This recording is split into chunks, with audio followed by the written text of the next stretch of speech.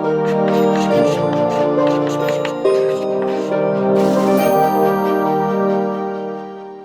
Friends, हम लोग अपना चौथा चैप्टर पढ़ रहे हैं जिसमें हम लोग आय का निर्धारण और साथ में रोजगार एम्प्लॉयमेंट का निर्धारण की बात है। रोजगार का निर्धारण हमारे सिलेबस में है नहीं, चैप्टर का नाम पता नहीं क्यों ऐसा रखा गया। एनीवेज लास्ट वीडियो से कंटिन्यूएशन में ही यहाँ पर आइएगा, तभी आपको ये वीडियो अच्छे से समझ में आएगा। तो पिछला वीडियो और ये दोनों मिलाकर के ये टॉपिक को कंप्लीट कर रहे हैं। तो चलिए, स्थिर कीमत के साथ अभी तक हम लोग वही स्थिर कीमत को ही मानेंगे पूरे चैप्टर में। आगे कीमत को स्थिर ना रखना ये हमारा सिलेबस में है ही नहीं, ठीक है। इसको हायर एजुकेशन में आप हायर क्लास में जाएंगे तब आप इसको पढ़ेंगे। तो चलिए, हम लोग मान लेते हैं कि हमारा जो कंजम्पशन फंक्शन है वो कुछ इस तरह का है। कितना है? 40 धन 0.8 y और i जो है वो हमारा 10 है, ठीक है। इसको हम लोगों ने ऑटोनॉमस एकदम मान रखा था i बार की तरह, तो i बार हमारा कितना हो जाता है? 10 हो जाता है। अच्छा, अब क्या है, ऐसे में हमसे पूछा जा रहा है कि संतुलित आय कितनी होगी। क्या पूछा गया? संतुलित आय क्या होगी। कैसे निकालते हैं? हम लोग ये बोलेंगे कि हमारा कंजम्पशन उपभोग कितना है C और I क्या है? 10। इन दोनों को जब हम मिला देते हैं तो हमें क्या मिल जाता है? हमारी समस्त मांग मिल जाती है। समस्त मांग को हम लोग क्या लिखते हैं इंग्लिश में? Aggregate demand. तो समस्त मांग क्या हो जाएगी? एग्रीगेट डिमांड कितना हो गया? C प्लस I हो गया। अच्छा, और साथ में एग्रीगेट डिमांड को ही हम लोग क्या कर देते हैं? एग्रीगेट सप्लाई के बराबर जब कर देते हैं तभी तो संतुलन होता है। अच्छा, और एग्रीगेट सप्लाई जो होती है आपकी समस्त आपूर्ति, वही आपके टोटल जीडीपी के बराबर होती है। और यहाँ पर जीडीपी और नेशनल इनकम दोनों बराबर ही एक साथ लेकर के एक ही बराबर मानते हुए चल रहे हैं। तो जब y जो है वो बराबर हो जाए किसके? एग्रीगेट डिमांड यानी कि C प्लस I के। और C कितना है? 40 प्लस 0.8 टाइम्स y प्लस 10। ये आपका एग्रीगेट डिमांड हो गया, ये आपका एग्रीगेट सप्लाई हो गया। तो एग्रीगेट सप्लाई ये है, एग्रीगेट डिमांड ये है। इन दोनों को हमने बराबर कर दिया। यहां से हम वैल्यू निकालने की कोशिश करेंगे। तो देखो, ये आप C बार मान सकते हो, ये स्मॉल c हो गया, मार्जिनल प्रोपेंसिटी टू कंज्यूम, सीमांत उपभोग प्रवृत्ति, ये आ गई। अब क्या हुआ? 40 और 50 को आपने सीधे सीधे जोड़ दिया तो कितना हो गया? 50 धन 0.8 y, ये किसके बराबर हो रहा है? y के। 0.8 y को जब आप इधर लेकर के चले जाओगे, y में से 0.8 y घटेगा तो क्या हो जाएगा? तो आपका हो जाएगा 0.2 y, ये आपका हो गया 50 के बराबर। तो यहां से y जो है वो क्या हो जाएगा? 50 में आप भाग दोगे 0.2 से, तो ये कितना हो जाएगा? 250। तो ये आपका जो y निकल कर क्या गया? 250। यही वास्तव में आपका क्या हो गया? इक्विलिब्रियम इनकम हो गया। तो यहाँ पे y स्टार लिख दो या y इक्विलिब्रियम लिख दो, ये कितना हो गया? 250। अच्छा, लेकिन हमारा टॉपिक क्या है? हमें ये थोड़ी निकालना सीखना था, ये तो हम पहले भी निकाल चुके हैं। हमें करना क्या है? स्थिर कीमत के साथ समष्टि अर्थशास्त्र संतुलन हम लोगों ने निकाला। लेकिन अब ये देखेंगे कि हम लोगों ने किसी चीज को चेंज किया। हम लोगों ने क्या चेंज किया? मान लीजिए इन्वेस्टमेंट को चेंज करते हैं तो y कितना बदल जाएगा, कितने इन्वेस्टमेंट को चेंज करने पर y कितना बदलेगा, ये देखने की कोशिश है। अच्छा, तो यही है। इस स्थिति में संतुलित आय जो हमारी है कितनी आ गई? 250 आ गई। आपको नहीं दिख रहा होगा, अब दिख जाएगा। देखिए, आ गई जो हम लोगों ने कैलकुलेट किया हुआ था। अच्छा, अब देखिए, मान लीजिए कि निवेश जो है वो बढ़कर 20 हो जाता है। पहले कितना था? देखो, पहले 10 था, अब कितना कर दिया हम लोगों ने? 20 कर दिया। तो क्या होगा? तो देखो, तो हमारा फिर से y, ये y क्या है? Aggregate supply. अच्छा, और एग्रीगेट डिमांड क्या है? एग्रीगेट डिमांड आपका फंक्शन क्या था? C कितना था? आपको नहीं समझ आ रहा, रुको।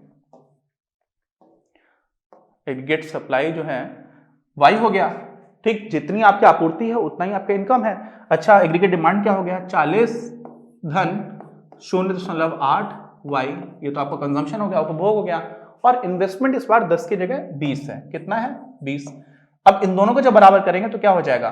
y को आपने इसके बराबर किया, चलो इन दोनों को यहां से कर दिया तो क्या हो जाएगा? y इज इक्वल टू 40 में आप 20 को जोड़ेंगे तो कितना हो जाएगा? 60। सीधा सीधा लिख देते हैं, इसको हटा दो, 60 धन 0.8 y। 0.8 y जब इधर आएगा तो क्या हो जाएगा? y में से आप 0.8 y को घटा दो यार, एक एक स्टेप पे लो कर देता हूँ पूरा। कितना हो जाएगा? 60। हो रहा है कि नहीं? अब y से 0.8 y जाएगा तो कितना बचेगा? 0.2 y, ये कितना हो गया? 60। तो y कितना आ जाएगा? y आपका आ जाएगा 60 अपॉन 0.2। 0.2 से भाग देना यानी कि 5 से गुणा करना। क्यों? क्योंकि भाई एक में आप 0.2 से अगर भाग दोगे तो कितना आ जाता है? 5 आ जाता है, ठीक। तो यहाँ पे 5 से गुणा करोगे 60 में तो कितना आ जाएगा? 300 आ जाएगा। अब एक बात ये समझना थोड़ा सा, बहुत इंपॉर्टेंट है। अभी देखो, यहां पर संतुलित आय कितनी निकल कर के आ रही थी? 250। आय कितना था? 10। आपने आय को 10 से 20 किया, कितना बढ़ाया? सिर्फ 10 बढ़ाया। कितना बढ़ाया? सिर्फ 10 बढ़ाया। लेकिन आपका y कितना बढ़ गया? 300 हो गया। तो कितना बढ़ गया? 50 बढ़ गया। तो आप इसको 10 बढ़ा रहे हो, 50 क्यों बढ़ जा रहा है?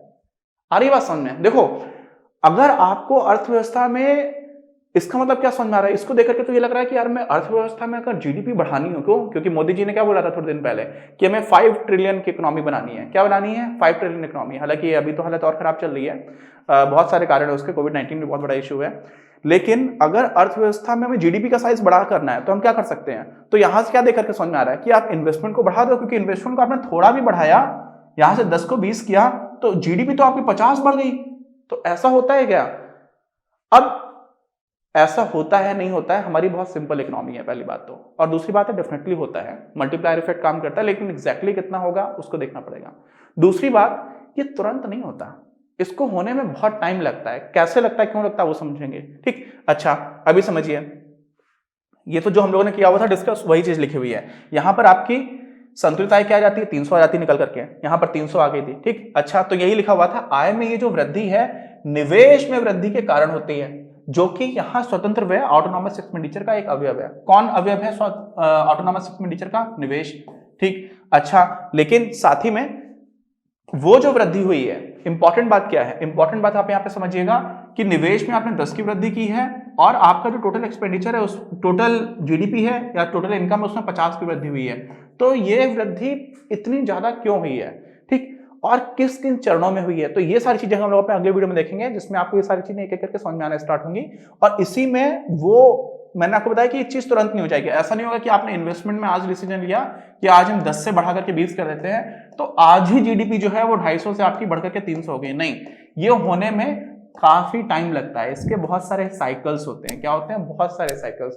और हम लोग जब बोलते हैं काफी टाइम लगता है, जब फिजिक्स पढ़ते थे हम लोग तो बोलते थे कोई एक इलेक्ट्रिकल पार्टिकल है वो बहुत दूर है, तो बहुत दूर को हम लोग उसको इनफाइनाइट मान लेते थे। ऐसे ही यहाँ पर भी इनफाइनाइट नंबर ऑफ साइकिल्स मान लेते हैं। ठीक, और इनफाइनाइट का मतलब एग्जैक्टली इनफाइनाइट नहीं होता, इनफाइनाइट तो ऐसा समय कभी खत्म नहीं होगा, लेकिन सफिशिएंट टाइम माना जाता है। जैसे हम लोगों के यहाँ पर अभी बजट है या फिर मॉनेटरी पॉलिसी चेंज करते हैं तो उसका इंपैक्ट हम लोग मानते हैं कि 3 से 4 क्वार्टर्स लग जाते हैं। कितने? 3 से 4 क्वार्टर। क्वार्टर का मतलब क्या होता है? एक चौथाई। एक चौथाई क्या? वर्ष। तो 4 क्वार्टर को मिला करके एक वर्ष हो जाता है। तो लगभग वो मॉनेटरी पॉलिसी का इंपैक्ट लगभग 1 साल बाद तक दिखता है। तो उतना टाइम चाहिए होता है ना।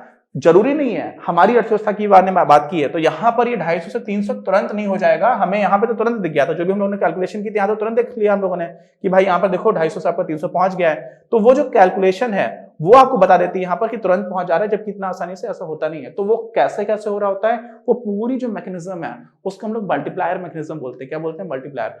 वो उसको हम लोग एक एक स्टेप में अच्छे से समझेंगे अगले वीडियो में, तो आपको सारी चीजें अच्छे से समझ में आएंगी। ठीक है, तो मिलते हैं हम लोग अगले वीडियो में। कोई डाउट हो तो प्लीज कमेंट बॉक्स में लिखकर बताइएगा। ये वीडियो पिछले वीडियो के साथ एक साथ मिला करके देखिएगा तो आपको सारी क्लैरिटी अच्छे से मिलेगी। मिलते हैं। इस वीडियो के प्रायोजक हैं आप, और अगर आप ऐसे ही और वीडियोस बनाने में हमारी मदद करना चाहते हैं तो पैट्रियन पर जाकर या फिर स्क्रीन पर दिए गए QR कोड को स्कैन कर अपना योगदान जरूर दें। अपनी क्लास का उद्देश्य आप सभी के लिए आप ही की भाषा में गुणवत्तापूर्ण शिक्षा उपलब्ध कराना है।